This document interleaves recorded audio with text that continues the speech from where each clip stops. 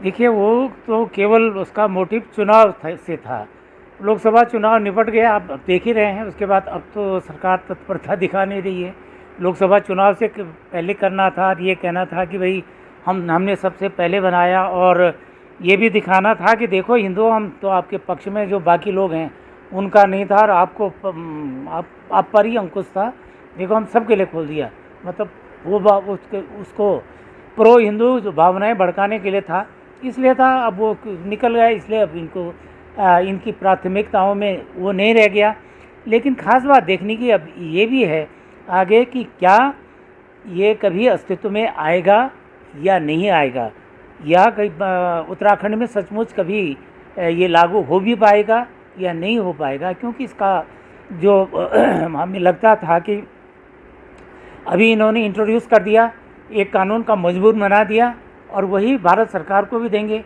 अमित शाह जी ने लोकसभा चुनाव से पहले कहा था कि अगर आप हमको 400 सीटें देंगे तो हम यूसीसी लाएंगे, सारे देश में यूनिफॉर्म सिविल कोड हम लागू कर देंगे। 400 सीटें आई नहीं।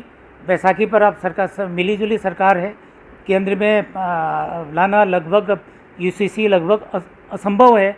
क्योंकि यूसीसी लागू करने के लिए आपको संविधान संशोधन करने पड़ेंगे, और संविधान संशोधन भी फंडामेंटल राइट के हैं, जो साधारण संशोधनों से जिन पर आपका काम चल नहीं सकता है। और वो संशोधनों की अनुमति मुझे नहीं लगता तेलुगु देशम पार्टी या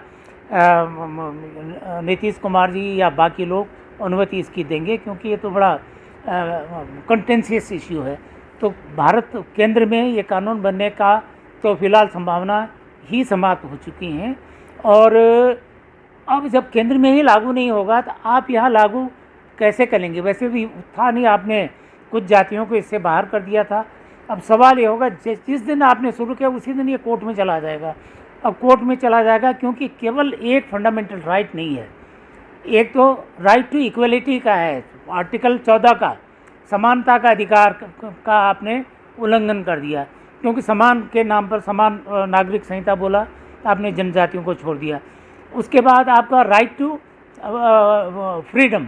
freedom of religion and religious practices का था, आर्टिकल 25, 26, 27, 28 में वो चीज़ें हैं।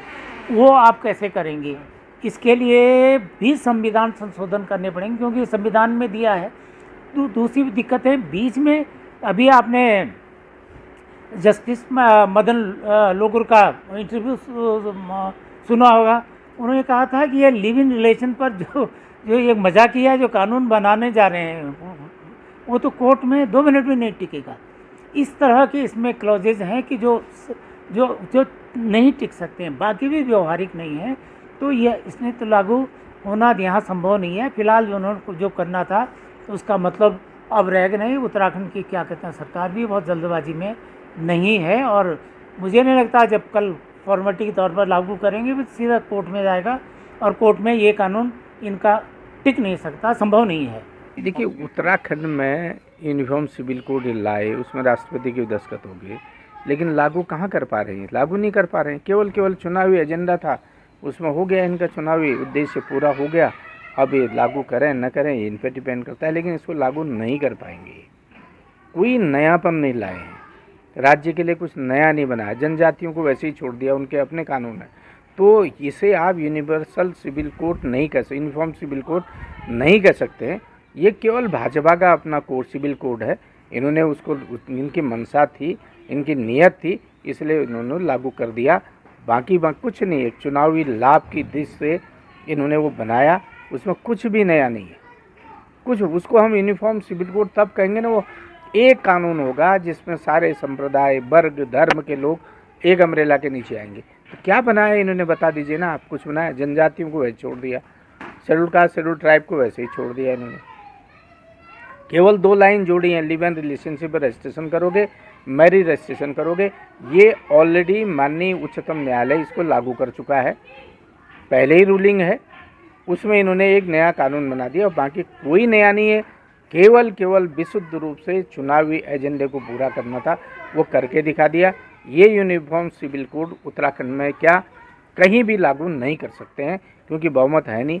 जब संविधान में संशोधन होगा, पार्लियामेंट में डिस्कशन होगा, 2/3 बहुमत से कोई चीज़ पारित होगी, तब वो लागू होती है पूरे देश में। और ये केवल मैं इसको भाजपा का सिविल कोड कहूँगा। और उन्होंने वो उसकी एक उत्तराखंड को प्रयोगशाला बनाना था, उत्तराखंड की प्रयोगशाला में उसको उन्होंने पेश किया है। सर ये भी कह सकते हैं कि चुनाव के नतीजे उतने ठीक नहीं रहे, तो ऐसे में नहीं, चुनाव के नतीजे ठीक रहने का कहाँ से होते हैं? राज्य सरकार को अधिकार ही नहीं है कानून बनाने का। पहली बात तो ये है, आप जबरदस्ती बना, मैंने कहा ना, एक प्रयोगशाला थी आपकी, आप कहाँ से लागू करेंगे उसको? किस पे लागू करेंगे आप उसको? क्या बनाएंगे आप उसमें? देखिए, जौनसार की जनजातियों का अलग कस्टम कल्चर है, धारचूला वालों का अलग है, मुनस्यारी का अलग है, थारू और बुक्सा का अलग है, एक राजी जनजाति हमारे यहाँ होती है उसका बिल्कुल ही अलग है। 6 जनजातियाँ हैं यहाँ, बताइए ना, उसके लिए आपने क्या किया? कहीं कुछ नहीं, केवल इनका अपना एजेंडा था। ये इनका अपना सिविल कोड है, भाजपा का सिविल कोड है, और कुछ नहीं है। नहीं, भारतीय जनता पार्टी की उत्तराखंड सरकार ने पुष्कर सिंह धामी जी के नेतृत्व में यूसीसी पर पूरा ड्राफ्ट तैयार किया गया। उसके लिए एक विशेषज्ञ समिति का गठन किया गया और उस समिति ने वो रिपोर्ट सरकार को सौंपी। सरकार ने उसका परीक्षण किया। परीक्षण करने के बाद उसको कैबिनेट ने पास किया, फिर उसको सदन में रखा गया और सदन से राज्य विधानमंडल दल से उसको जो है पारित करने के बाद महामहिम राष्ट्रपति को अनुमोदन के लिए भेजा गया था। और वो जो है बीच में 3 महीने तो लोकसभा की चुनाव आचार संहिता रही, इसके कारण से उसमें थोड़ा सा विलम्ब हुआ है। और उसकी जो पूरी प्रक्रिया है, क्योंकि एक कानूनी प्रक्रिया भी उसकी पूरी करनी पड़ती है, इस प्रक्रिया में भी थोड़ा समय लगता है।